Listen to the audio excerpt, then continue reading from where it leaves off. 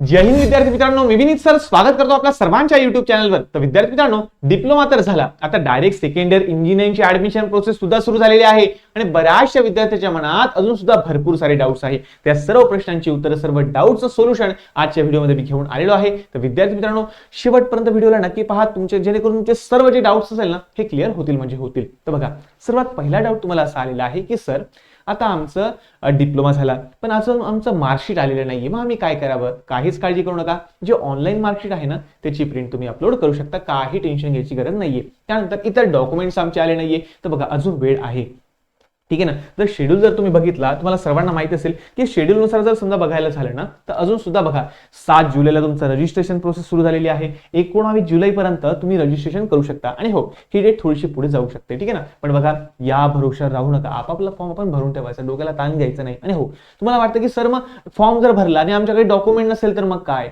किंवा समजा आमच्याकडून काही माहिती चुकीने भरली गेली तर मग काय, काही काळजी करू नका। बघा, फॉर्म जरी भरला गेला ना आणि तुमच्याकडून काही चुका पण झाल्या तर काही टेन्शन करायची गरज नाहीये। का बरं? तर बघा, 7 जुलैला तुम्ही फॉर्म भरायला सुरुवात झाली, 19 तारखेपर्यंत फॉर्म भरू शकता। जर 19 जुलैपर्यंत सर्व डॉक्युमेंट्स आले तर ठीक, नाही आले तर जे आहे ना तुमच्याकडे ते भरून तुम्ही फॉर्म भरू शकता, काही टेन्शन घेऊ नका। जे असेल ते भरून टाका, जे तुमच्याकडे नाहीये त्याची रिसिप्ट, त्याची पावती तर असेल ना ती पावती अपलोड करून द्या, काही टेन्शन घ्यायची गरज नाहीये, ठीक आहे ना। दुसरी गोष्ट, सर्व डाऊट सांगतो, सर्व तुमचे शंका समाधान होणार आहे, टेन्शन घेऊ नका। त्यानंतर बघा, आता ज्या विद्यार्थ्यांनी, बघा लक्ष द्या 2 मिनिटं, याच्यामध्ये ज्यावेळेस तुम्ही फॉर्म भरता त्यावेळेस तुम्हाला 2 ऑप्शन येतील, एक म्हणजे ई स्क्रुटिनी आणि दुसरं म्हणजे फिजिकल स्क्रुटिनी। आता ई स्क्रुटिनी म्हणजे काय? तुम्ही तुमचा फॉर्म घरी बसूनच भरू शकता, सर्व डॉक्युमेंट्स मला स्वतःलाच अपलोड करायचे आणि स्वतःलाच चेक करायचे की बाबा मी 10वीच्या मार्कशीट, 10वीचं मार्कशीट अपलोड केलं का, नंतर डिप्लोमाच्या मार्कशीटच्या वेळी डिप्लोमाचा मार्कशीट अपलोड केला का, कास्ट सर्टिफिकेटचा नंबर वगैरे व्यवस्थित टाकला का, नॉन क्रिमिनलचा नंबर व्यवस्थित टाकला का, डोमिसाईल नॅशनॅलिटी व्यवस्थित टाकलं का, म्हणजे ह्या ज्या गोष्टी वगैरे असतात ना हे व्यवस्थित, त्यांचे नंबर, यांचे अपलोडिंग वगैरे व्यवस्थित मी केलं का नाही हे स्वतः चेक करायचंय। आणि आपल्याला वाटतं की नाही बाबा मी सर्व काही एकदम व्यवस्थित भरलेलं आहे, काहीच प्रॉब्लेम नाही, अरे आपलीच माहिती भरायची आहे, काही काळजी करू नका, कशाला चूक होणार आहे, फक्त आरामात भरा, टेन्शन घेऊ नका। तर हे सर्व आपणच करा, आपणच अपलोड करा आणि आपणच व्हेरीफाय करा, विषय क्लोज। आणि हो, जर समजा त्या फॉर्म मध्ये जर काही प्रॉब्लेम आले तर तुम्हाला एक मेसेज येतो की यू हॅव डिस्क्रिपन्सी, तुमच्या म्हणजे काहीतरी डिस्क्रिपन्सी, काहीतरी एरर आलेला आहे, काहीतरी त्रुटी आलेला आहे, मग त्या एररला बघायचं, एररला सॉल्व्ह करायचं, टेन्शन घ्यायचं नाही, ठीक आहे। असं जनरली काही होत नाही, जर फॉर्म जर करेक्ट भरला ना तर काही प्रॉब्लेम येत नाही। हा झाला ई स्क्रुटिनी। दुसरं असतं फिजिकल स्क्रुटिनी, म्हणजे काय की तुम्हाला टेन्शन घ्यायची गरजच नाहीये,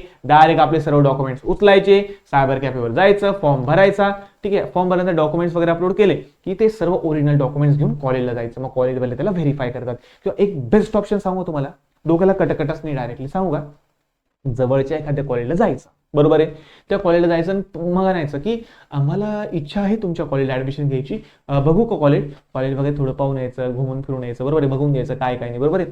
आणि तेच तुमचा फॉर्म फ्री ऑफ कॉस्ट भरून देतं, म्हणजे सायबरवर सुद्धा पैसे घालायची गरज नाहीये, ठीक आहे ना। तेच तुम्हाला बाजूला बसवता, त्यांची टीम असते, ती टीम तुम्हाला बाजूला बसवते, तुमचा संपूर्ण फॉर्म भरून देते, डॉक्युमेंट्स अपलोड करून देते, व्हेरीफाय सुद्धा करून देते, सर्व तेच करून देते, पैसे बी वाचता, प्रिंटआउटचा खर्च पण वाचतो, सर्व तेच करून देते डायरेक्टली। हा बेस्ट ऑप्शन आहे फिजिकल स्क्रुटिनी वाल्यांना। पण याच्यासाठी तुम्हाला वेळ काढावा लागेल, तुम्हाला कॉलेजला जावं लागेल। पण ज्या विद्यार्थ्यांना जायचंच नाही, घरी बसूनच सर्व पाहिजे, त्यांनी ई स्क्रुटिनी ऑप्शन निवडा, आरामात फॉर्म भरा, काही काळजी करू नका, व्यवस्थित होतो सर्वचे सर्व, ठीक आहे ना। वाटलं एक फॉर्म मी भरून तुम्हाला दाखवून देईल, काळजी करू नका। आणि हो, काउन्सिलिंग सुद्धा, काउन्सिलिंग म्हणजे बघा तुम्हाला सर्व शिकवून देईल, फ्री ऑफ कॉस्ट शिकवून देईन, काही टेन्शन घ्यायची गरज नाही, सर्व तुमच्याकडे मी फ्री ऑफ कॉस्ट करून देईन। बघा, तुमची जे सर्व जे शंका आहे, कॉलेज कशी निवडावे, कॉलेजची लिस्ट कशी बनवावी, ते सर्व सांगून देईल, काळजी करू नका, ठीक आहे ना। हो, आणि यावेळेस तुमचा जो फॉर्म भरण्यासाठी एक नवीन काहीतरी वेगळं सुरू झालं, तो म्हणजे अपार आयडी, तुम्हाला अपार आयडी लागेल यावेळेस डिजी लॉकर थ्रू, ठीक आहे ना। तर तो व्हिडिओ सुद्धा मी एक काम बनवलेला आहे, त्याची लिंक मी डिस्क्रिप्शन मध्ये तुम्हाला टाकून देईल की अपार आयडी कशी बनवतात, ही कशी बनवली जाते, हा व्हिडिओ सुद्धा मी तुमच्यासाठी टाकून देईल, काळजी करू नका मित्रांनो, ठीक आहे ना। चला, तर बघा मित्रांनो, तर ई स्क्रुटिनी निवडलं तर घरी बसून सर्व होईल, फिजिकल स्क्रुटिनी निवडलं तर कॉलेजला जाऊन आपले डॉक्युमेंट्स व्हेरीफाय करावे लागतील, कॉलेजला जर तेच फॉर्म भरून देतील, त्यांच्याकडून सर्व करून घ्या, ठीक आहे ना। त्यानंतर तुमची प्रोव्हिजनल मेरिट लिस्ट लागेल, ती लागेल 22 जुलैला, बरोबर आहे। म्हणजेच काय की तुमची संपूर्ण इन्फॉर्मेशन जी तुम्ही भरलेली आहे ती बरोबर अपलोड झालेली आहे का, बरोबर झालेली आहे की नाही, हे तुम्हाला समजेल बेटा। 22 जुलैला, म्हणजे तुम्ही महाराष्ट्रातून कितवे आहात, तुमच्या कॅटेगरी वाईज कितवे आहात हे तुम्हाला समजून जाईल, ठीक आहे ना. आणि हो, प्रोव्हिजनल मेरिट लिस्ट मध्ये आपल्याला चेक करावं लागतं की बाबा आपण जी माहिती भरली होती ही संपूर्ण बरोबर भरली होती का. आता ही जर याच्यात जर काही चुकलं, समजा डेट ऑफ बर्थ चुकून गेली, चुकून एखाद्या जेंडर चुकून गेलं, एखाद्या नॉन क्रिमिनलची रिसिप्टच अपलोड केली, तोपर्यंत नॉन क्रिमिनल आलंच नव्हतं, मग फक्त पावतीच अपलोड करून दिली होती, जे पण काय असेल, ज्या पण काही चुका झाल्या असेल तुमच्याकडून, जे पण काही झालं असेल ते सर्व तुम्हाला 22 जुलैला समजतं प्रोव्हिजनल मेरिट लिस्ट लागल्यावर.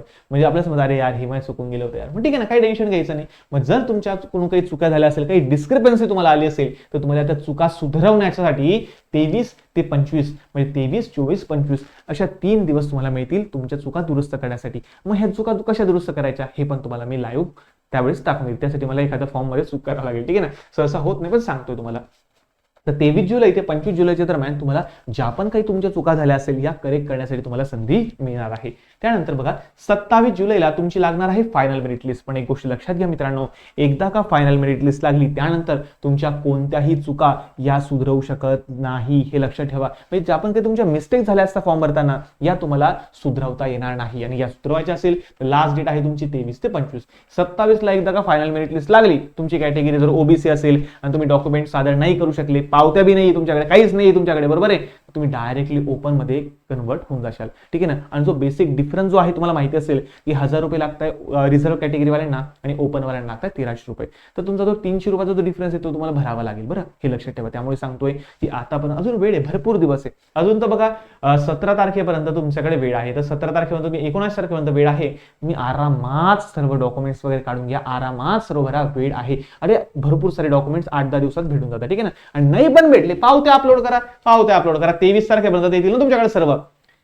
अरे 23 तारखेपर्यंत येऊ ना, 23 ते 25 मध्ये परत त्याला अपलोड करून टाका, संपला विषय, ठीक आहे ना. तर आणि बघा हे सर्व अपलोड केल्यानंतर तुम्ही आरामात करा. आणि हा जो मधला पिरियड तुम्हाला भेटलेला आहे, आणि बघा जे विद्यार्थी मेकॅनिकल ब्रांचचे असतील, ऑटोमोबाईलचे असतील, त्यांच्यासाठी आरटीओ एएमव्हीआयची नवीन भरती सुरू झालेली, त्याचा तुम्ही अभ्यास करू शकता. किंवा जे इतर विद्यार्थी वगैरे असतील त्यांनी इतर कोणत्या टेक्निशियनचे वगैरे डिप्लोमाचे टेक्निशियनचे आरआरबीची जागा निघाल्या त्याच्यासाठी अप्लाय करू शकता. म्हणजे बघा भरपूर सारा अभ्यास तुम्ही करू शकता. त्यानंतर बघा तुमचे भरपूर सारे प्रश्न आहे. पहिला प्रश्न म्हणजे काय की सर आता आम्ही प्रायव्हेट कॉलेज निवडावं, गव्हर्नमेंट कॉलेज निवडावं का ऑटोनॉमस कॉलेज निवडावं, त्यावर एक डिटेल व्हिडिओ मी घेऊन येईल की तिघांमध्ये फरक काय आहे. बघा प्रायव्हेट मध्ये थोडी फीस जास्त असते, गव्हर्नमेंटला फीस थोडी कमी लागते. आणि ऑटोनॉमस कॉलेज म्हणजे काय की ज्यांचा स्वतःचा सिलेबस असतो, ज्यांनी स्वतःच स्वायत्त तयार करून घेतलेलं असतं, बरोबर आहे, जे तुम्हाला B tech admission B tech degree provide करतं त्याला म्हणतात ऑटोनॉमस कॉलेज. बघा जे साधं कॉलेज असतं ना, जे युनिव्हर्सिटी एडेड असतं म्हणजे युनिव्हर्सिटी अंतर्गत असतं, हे तुम्हाला बीई देतील म्हणजे बॅचलर इन इंजिनिअरिंग. आणि जे ऑटोनॉमस कॉलेज असेल हे तुम्हाला देईल बीटेक म्हणजे बॅचलर इन टेक्नॉलॉजी. तर थोडंसं मोठं वाटतं सांगायला, बीटेक झालंय बघ माझं, ठीक आहे ना, सांगायला. पण ऍक्च्युअल मध्ये दोघांच्या डिग्र्यांमध्ये काही फरक नाहीये. म्हणजे असं कोणी तुम्हाला म्हणणार नाही अरे ते बी झालंय माझ्या बीटेक झालंय, हे फक्त बोलायला बरं आहे. पण मग ज्यावेळेस तुम्ही कंपनीत जॉबला जाशाल, कॅम्पस प्लेसमेंट वगैरे जाशाल, इंटरव्ह्यूला जाशाल, त्यावेळेस हे मायने ठेवत नाही. हे कुठेच असं नाहीये ना, असं नाही की बीटेकला पहिले घेतील बी वाल्यानंतर घेतील, असं काही नाही. पण एक गोष्ट नक्की आहे की बी जे आहे ना हे जुन्या सिलेबसवर आधारित असतं, म्हणजे मॅक्सिमम थेरॉटिकल नॉलेज थोडं जास्त असतं. पण बीटेक मध्ये जर बघितलं थोडंसं नवीन सिलेबस आहे, ऍडव्हान्स सिलेबस आहे आणि नवीन डेव्हलप केलेला सिलेबस असतो, बरोबर आहे. थोडा एक सांगू का, जर खरं सांगतो तुम्हाला, एकदम क्लिअर सांगू का, रियालिटी सांगतो तुम्हाला डायरेक्टली. कसं आहे तुम्हाला फसवून मला फसवायचं नाही, डायरेक्टली जे असेल ते क्लिअर सांगतो. बीचा सिलेबस थोडासा लेंदी असतो, थोडासा मोठा पण असतो, थोडा किचकट पण असतो, कारण जुना सिलेबस आहे, जुने लोक एकदम तगडे होते. पण आता जो नवीन सिलेबस आहे, जसं सिलेबस नवीन होत चाललाय ना, तर माझ्या अनुभवावर मी तुम्हाला सांगतो, मी कॉलेजची नावं नाही घेऊ शकत, पण भरपूर सारे कॉलेजेस जे आता युनिव्हर्सिटी एडेड नाही राहिलेले, त्यांनी स्वतःच स्वायत्त निर्माण केलेलं आहे, ते स्वतः ऑटोनॉमी त्यांनी घेतलेली आहे, ऑटोनॉमस झालेले आहे, त्यांनी स्वतःचा सिलेबस स्वतः डिझाईन केलेला आहे. नंतर एक्झामचा पॅटर्न ते बदलवून टाकतात. 60-40 मार्क कॉलेजचे आता 60 मार्क विद्यार्थ्यांच्या काही आता 50-50 ठेवतात. म्हणजे ह्या युनिव्हर्सिटी वाईज आता चेंज होत जाणार आहे आपलं. आणि ऑटोनॉमसचा थोडा सिलेबस थोडा सोपा असतो आणि पासिंग होणं थोडं सोपं होऊन जातं. कारण कसं की कॉलेजचेच प्रोफेसर तुम्हाला शिकवणार आहे, तेच पेपर पण सेट करणार आहे, तेच पेपर चेक पण करणार आहे. आता मला सांगा, जे प्रोफेसर पेपर सेट करणार आहे ते जर तुम्हाला शिकवायला असतील तर ते तुम्हाला काय करतील, लेक्चरला तेच शिकवतील ना तुम्हाला जे पेपरला टाकणार आहे, किंवा तुम्हाला तेच शिकवलेलं असेल जे पेपरमध्ये टाकणार, किंवा पेपरमध्ये तेच टाकतील जे तुम्हाला शिकवलेलं असणार आहे. तर हा एक फायदा असतो, त्यामुळे पासिंग थोडी सोपी होऊन जाते, हे मात्र नक्की. आणि पण एक महत्वाची गोष्ट की जर तुम्ही बीटेक करत असाल तर तुम्हाला 6 महिन्याची इंटर्नशिप करावी लागते. म्हणजे असं मध्येच करावं लागते. जसं तुम्ही डिप्लोमाला केलं होतं ना, सेकंड इयर नंतर बघा तुम्हाला 3 महिन्याची इंटर्नशिप करावी लागली होती, तसं इंजिनिअरिंगला तुम्हाला 6 महिन्याची इंटर्नशिप करावी लागते. हा एक फरक असतो बी आणि बीटेक मध्ये. तर बघा असं काही नाही, जे भेटलं ते बेस्ट आहे, पण कॉलेज मॅटर करतं. बघा मी तुम्हाला भरपूर वेळा सांगितलं की डिप्लोमाला कॉलेज मॅटर करत नाही. डिप्लोमा तुम्ही कुठूनही करा चालेल, पण इंजिनिअरिंग करताना मात्र कॉलेज मॅटर करतं. कारण बघा तुम्हाला सांगतो, कॉलेज चांगलं असेल तर नॉलेज चांगलं मिळेल, नॉलेज चांगलं मिळेल तर पॅकेज चांगलं मिळेल, आणि पॅकेज चांगलं मिळेल तर मग झालं ना, करिअर सेट झालं ना आपलं. तर हे खूप महत्त्वाचं मित्रांनो. तर कॉलेजला थोडी प्रायोरिटी द्या. कॉलेज कसं सेट करायचं, ब्रांच कशी सेट करायची हे पण बघा. काही विद्यार्थ्यांचं असं म्हणणं असेल की आम्ही ब्रांच चेंज करतो, करा ना, काही प्रॉब्लेम नाहीये, पण ब्रांच चेंज कोणी केली पाहिजे. ज्याला असं वाटतं की यार यार मी डिप्लोमा चुकीच्या ब्रांचमध्ये निवडलं, यार मला आवडलं नाही यार डिप्लोमा, मला ही ब्रांच नाही आवडली. समजा एखाद्याने इलेक्ट्रिकलमध्ये केलं, मला इलेक्ट्रिकल आवडलंच नाही, मला मेकॅनिकल घ्यायचं, मला सिव्हिल घ्यायचं, मला कॉम्प्युटर घ्यायचं, घेऊ शकता ना, काही प्रॉब्लेम नाहीये. पण बघा जर तुम्ही हे म्हणत असाल नाही नाही मी मेकॅनिकल नको यार, मला मेकॅनिकल नाही आहे, मला हात काय नाही करणे, मला कॉम्प्युटरमध्ये जॉब पाहिजे. अरे पण मग कॉम्प्युटरमध्ये जॉब करा तुम्ही, पण तुम्हाला आवडतं का, त्या स्किल्स तुमच्यामध्ये आहे का, तुम्ही त्या स्किल्स डेव्हलप करू शकता का. त्यामुळे 3 वर्षाचा डिप्लोमा तुमचा वाया चालला जाईल. कारण डिप्लोमा तुम्ही मेकॅनिकलमध्ये करा आणि इंजिनिअरिंग तुम्ही जर कॉम्प्युटरमध्ये करत असाल तर तिथं वाया गेलं ना 3 वर्ष आपले. तर मग असं पण होऊ देऊ नका. तर या सर्व गोष्टींचा तुम्ही पाठपुरावा करा, व्यवस्थित नॉलेज गेन करा की 3 वर्षानंतर, बरोबर आहे, आता डिप्लोमा तर झाला, आता 3 वर्षाचं तुमचं इंजिनिअरिंग असणार आहे. तर या 3 वर्षानंतर स्कोप नेमका कशाला असेल, बरोबर, फ्युचर स्कोप काय असणार आहे, या सुद्धा गोष्टी तुम्ही थोडंसं काय करा, बघा काय काय नाहीये. मग त्यानंतर तुम्ही डिसाईड करा की खरंच ब्रांच चेंज केली पाहिजे किंवा नाही. आता बरेचसे विद्यार्थी काय करतील, चला बाबा मला डिप्लोमाला पडले 75% पडले, माझी ब्रांच आहे मेकॅनिकल, आता मला एक काम करतो, मी कॉम्प्युटर आय टी घेतो. अरे 75 तुला चांगलं कॉलेज मिळणार आहे का कॉम्प्युटर, आणि मिळालं तर एकदम छोटं थातुरमातुर कॉलेज तुला मिळून जाईल, बरोबर आहे. आता मग त्या काय करणार आहे, त्या कॉलेजला ना कॅम्पस आहे ना काही आहे ना काही आहे, मग काय करणार आहे तुम्ही त्या कॉलेजला घेऊन ऍडमिशन. बघा ब्रांच मॅटर करते मान्य आहे, पण त्याच्यापेक्षा जास्त कॉलेज सुद्धा मॅटर करतं की प्लेसमेंट त्या कॉलेजला आहे किंवा नाही. तर असं पण होतं की एखाद्या मोठ्या कॉलेजला मेकॅनिकलवाल्याचा कट ऑफ कमी लागतो मान्य आहे, तो चांगला प्लेसमेंट घेऊन चालला जातो, आणि हा कॉम्प्युटरवाला बसतो बोंबलत, असं बी होतं बरं, लक्ष ठेवा. तर तुमची आवड असेल तरच ब्रांच चेंज करा, अन्यथा करू नका, ठीक आहे ना. तर या गोष्टी तुम्ही थोडंसं बघा, व्यवस्थित छान पद्धतीने माहिती घ्या आणि अभ्यास करत राहा. कारण आता बघा कॉम्पिटेटिव्ह डिप्लोमा तुमचं झालेलं आहे, डिप्लोमाच्या बेसवर भरपूर सारे गव्हर्नमेंट जॉब येतील, आणि बऱ्याचशा विद्यार्थ्यांना असं पण वाटतं की सर आम्हाला गव्हर्नमेंट जॉब करायचा आहे. हो, आमची तर कॅटेगरीच्या विद्यार्थ्यांना मी खास सांगेल, माझ्या ज्या बहिणी वगैरे असतील, ताया माया अक्कांनो सांगतोय तुम्हाला, जर तुम्ही SC ST VJNT कॅटेगरीतले असाल, SC BC कॅटेगरीतले असाल, तर तुमच्यासाठी आनंदाची गोष्ट अशी आहे, तुम्ही गव्हर्नमेंटचा जॉबचा अभ्यास चालू करून द्या. बघा कसं असतं माहिती का, इलेक्ट्रिकल मेकॅनिकल सिव्हिल यांना भरपूर साऱ्या संध्या असतात, दरवर्षातून जवळपास 3 ते 4 गव्हर्नमेंट जॉब निघतच असतात. मग आता मला सांगा, आतापासून जर तुम्ही प्रिपरेशनला लागून गेले तर निघू शकते ना पोस्ट, तुम्ही आरामात क्रॅक करू शकता बाळांनो, आरामात. तर बघा आतापासून बघा, ज्यांना असं वाटतं की नाही मला प्रायव्हेट जॉब नकोच आहे, बघा 2 गोष्टी सांगतो. जर तुम्ही कॅटेगरीमध्ये असाल SC ST VJNT, बरोबर आहे, आणि त्याच्यात तुम्ही हुशार बी असाल, म्हणजे तुम्हाला 85+ असेल समजा, म्हणजे याचा तुम्ही हुशारपणे तुमच्याकडे कॅटेगरी, तुमच्याकडे प्लस पॉईंट आहे, ठीक आहे ना. ओपन OBC असेल आणि तुमची जर पर्सेंटेज जास्त, तुम्ही हुशार असाल तर आनंदाची गोष्ट, पण सांगतोय कॅटेगरीमध्ये कसं असतं माहिती का, एक बाजू सेफ्टी होऊन जाते अजून डायरेक्टली, एक पॉईंट त्यांचा वाढून जातो, एक प्लस पॉईंट त्यांच्याकडे होऊन जातो कॅटेगरी, ठीक आहे ना. तर अशा विद्यार्थ्यांनी गव्हर्नमेंट जॉबवर थोडंसं फोकस करा. मग त्यांनी काय करा माहिती का, एखादं साधं सिंपल कॉलेज ऍडमिशन घेऊन घ्यायचं, ज्या ठिकाणी अटेंडन्स खूप जास्त कंपल्सरी नाहीये, ठीक आहे ना, म्हणजे एकदमच जास्त जावं लागतं असं नाहीये. वर्षांनी थोडंसं कॉलेज करायचं, बाकीचा वेळ लायब्ररीमध्ये अभ्यास करू शकता, असं पण करू शकता. गव्हर्नमेंट जॉब लवकर क्रॅक होऊन जाईल, ठीक आहे ना. येतं का लक्षात तुम्हाला काय करायचंय, तर हे तुम्ही बघा. जर तुम्हाला प्रायव्हेट जॉबमध्ये इंटरेस्ट असेल तर तुम्ही रेग्युलर कॉलेज करून प्रॉपर कोर्सेस वगैरे करा, वेगवेगळे डिझाईनचे कोर्सेस करा, तुमच्या क्षेत्रातले वेगवेगळे कोर्सेस वगैरे करा.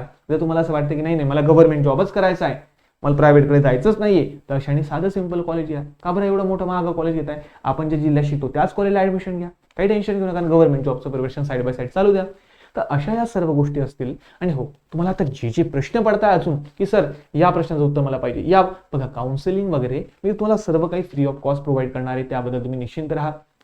कॉलेज कसे पिक करायचे हे सुद्धा मी डिटेल व्हिडिओ बनवून सांगून देईल. थोडंसं लेट झालं पण प्लीज आता या पुढचे अपडेट तुम्हाला प्रॉपर टाइम टू टाइम येईल, हे मात्र नक्की. तर बघा तुम्हाला जे जे लागतं आहे ना ते तुम्हाला कमेंट बॉक्समध्ये सांगा की मला हा व्हिडिओ याच्यावर व्हिडिओ पाहिजे, याच्यावर मला थोडी इन्फॉर्मेशन पाहिजे, ठीक आहे ना. आता बघा कसं आहे, महाराष्ट्रात भरपूर सारे कॉलेजेस आहेत, त्यामधले ट्रेनिंग अँड प्लेसमेंट ऑफिसर माझ्या ओळखीचे आहे. दैवयोगाने तुमच्या प्रेमामुळे यांच्याशी भेटी वगैरे झाल्या, यांच्याशी माझं बोलणं वगैरे झालं, भरपूर जणांशी माझं बोलणं वगैरे होतं. तर त्यामुळे भरपूर त्यांचे जे लाईव्ह जे एक्सपिरियन्स वगैरे आहे ना, जे तुम्हाला इतर ठिकाणी नाही मिळू शकणार, तर हे तुमच्यापर्यंत पोहोचवण्याचा मी नक्की प्रयत्न करेल. फक्त तुम्हाला जे पण काही डाऊट्स असेल, ज्या पण काही शंका असेल, त्या सर्व कमेंट बॉक्समध्ये भरून द्या डायरेक्टली, ठीक आहे ना. मी सर्वांवर व्हिडिओ घेऊन येईल हे मात्र नक्की, ठीक आहे. चला तर भेटूया पुढच्या नवीन व्हिडिओमध्ये. तोपर्यंत धन्यवाद. जय हिंद, जय महाराष्ट्र, जय शिवराय.